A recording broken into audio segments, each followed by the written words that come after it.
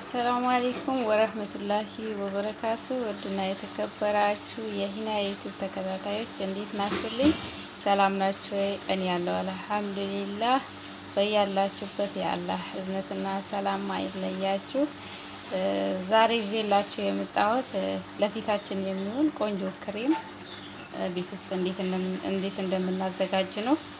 እና በጣም ቀላል ነው። ቀለል ባለ ነገር አንድ ድንች ያስፈልገናል፣ ግማሽ ሎሚ፣ ዶቭ ሳሙና አንድ ያስፈልገናል፣ አንድ ብርጭቆ ወተት ያስፈልገናል። ያው ብርጭቆ እንደምታዩት ትልቅ አይደለም፣ መካከለኛ ነው። በመካከለኛ ብርጭቆ እንደዚህ ያስፈልገናል ማለት ነው። መጀመሪያ የምናደርገው ድንቹን አጥበን ልጠን እንፈቀፍቀዋለን። አሁን እንደምታዩት ድንቼን በዚህ መልኩ ፈቅፍቄ ያዘጋጅቸዋለሁ።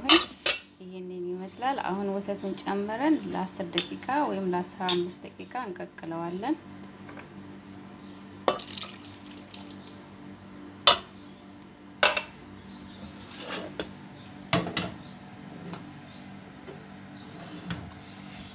እንደምታዩት ነው። ወተቴንም ጨምሬያለሁኝ።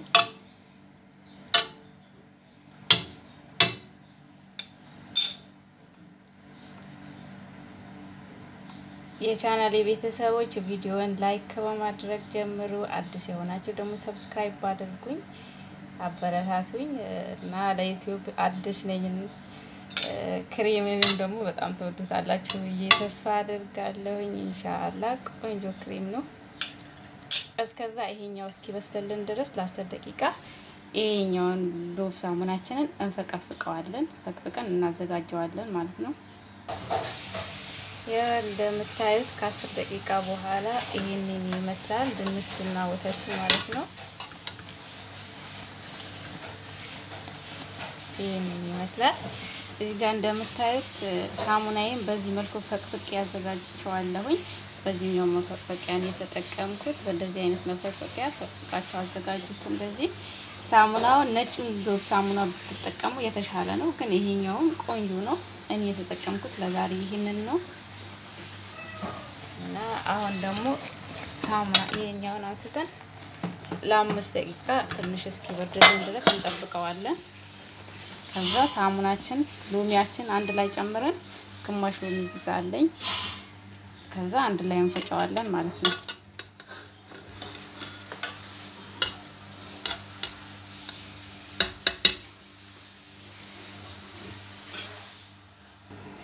እንደምታዩት ከ5 ደቂቃ በኋላ ቀዝቅዞልኛል። አሁን ሳሙናውና ግማሽ ሎሚውን ጨምቀን እንጨምራለን ማለት ነው።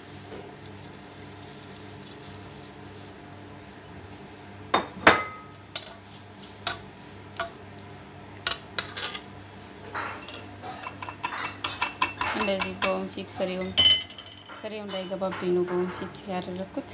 እናንተም እንደዚህ አድርጉት።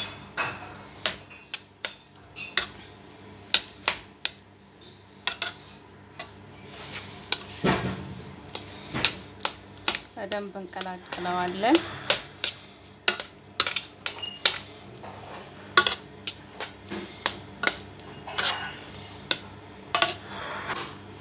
እንደዚህ በደንብ ካዋህድ ነው በኋላ ሎሚውንና ሳሙናውን፣ ወተታችን፣ ድንቻችንን አንድ ላይ እንደዚህ በደንብ አዋህደን በደንብ አማስለን ከዛ በኋላ እንፈጨዋለን ማለት ነው።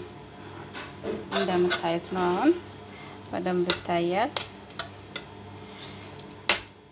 ሎሚ አንድ ሙሉ መጨመር ትችላላችሁ። እኔ ግን ያው ግማሽ ነው የተጠቀምኩት። በብዛት ከፈለጋችሁ በብዛት ማዘጋጀት ትችላላችሁ። ሳሙናውን 2 በማድረግ ድንቹን 2 በማድረግ።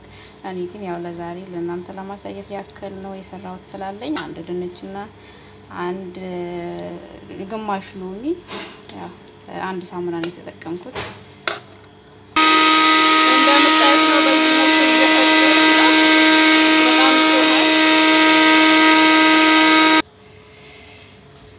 ያው እንደምታዩት በዚህ መልኩ ፈጭቸዋለሁኝ። አሁን ጨምሬ ትንሽ ልፍጫው፣ በደንብ አልተፈጨም። በደንብ አጥፍጡት እናንተም ቆንጆ ክሬም እንዲሆንልን ማለት ነው። ሳሙናዬ ትንሽ ቀይ ስለሆነ ነው ቀይ የሆነው ክሬሙ እንደምታዩት። እና ዶቭ ሳሙና ዶቭን ነጩን ብትጠቀሙ የተሻለ ነው። ያው ቀዩም ቆንጆ ነው፣ ግን እኔ ብዙ ጊዜ የምጠቀመው ቀዩን ነው።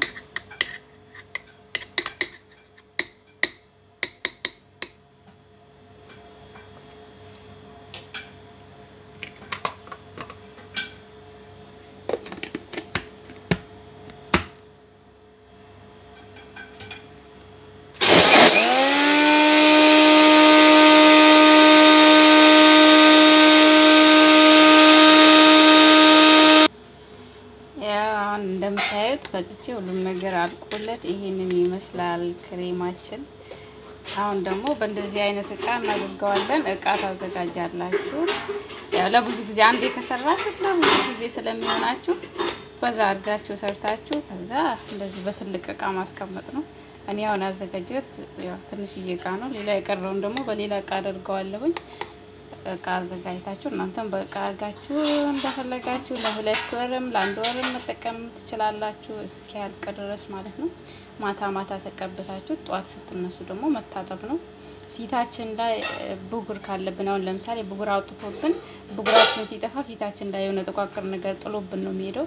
ያንን ደግሞ ያነሳልናል። ሌላ ደግሞ ለማዲያት በጣም ቆንጆ ነው። ማዲያት ካለባችሁ ይሄኛው ምልጭ አድርጎ ነው የሚያጠፋው ማዲያቱን ማለት ነው።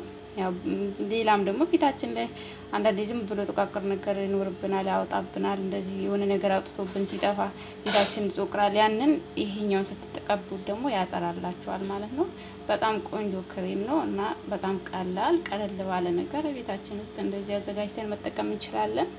ሁሌ ውጭ ላይ ከምንገዛ እንደዚህ ቀለል አድርገን ቤታችን ውስጥ ሰርተን ብንጠቀም ፊታችን ላይ ደግሞ ምንም አይነት ጉዳት አያስከትልም። ቤት ላይ የምናዘጋጀው በጣም ቆንጆ ነው እና ሁላችሁም ቤታችሁ ውስጥ ሰርታችሁ ሞክሩት። እንደምትወዱት ተስፋ አድርጋለሁ።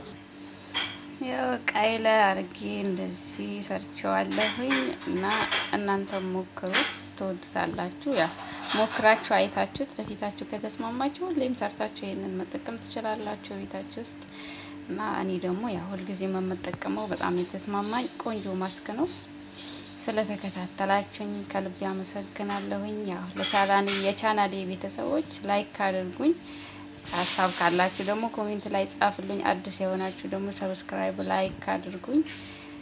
ለአላህ ብዬ ነው የምወዳችሁ። በያላችሁበት የአላህ ህዝነት ሰላም አይለያችሁ ብያለሁኝ። በሌላ ቪዲዮ እስከምንገናኝ እንግዲህ ቻው። ሰላም አለይኩም ወራህመቱላሂ ወበረካቱ።